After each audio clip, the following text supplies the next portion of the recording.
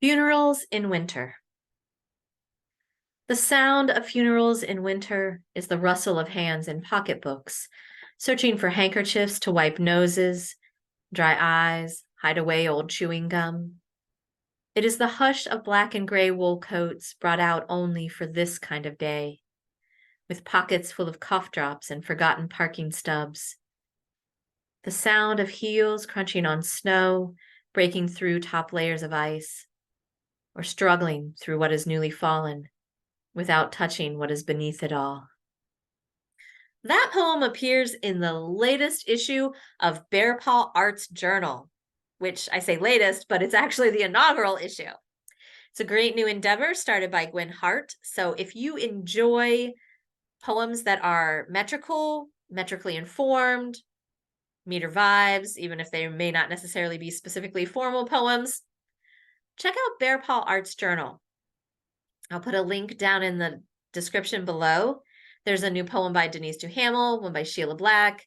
I could just go listing. I could list everything.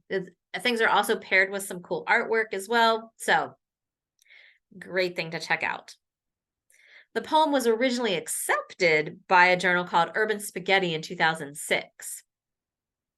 But between the time of acceptance and when it would have been published, the journal folded. I remember really enjoying the journal at the time. I don't remember much about it. That's been a number of years since. And it was a big, to get accepted is still really, really great. Like, I still get a charge out of it, even though I try to just focus on, am I writing, am I submitting, and not, are things getting accepted or not? But still, I love it. It still makes me feel so good because I'm like, yeah, somebody likes this poem. Yes, people will see it. But back then it was even more so. It was like turned up to 11 because it was like I was beginning the process. When I first started submitting stuff in 2005. I mean, I submitted some stuff in like 1993 and had some things when I was in high school and early college, but that was like hate to admit this.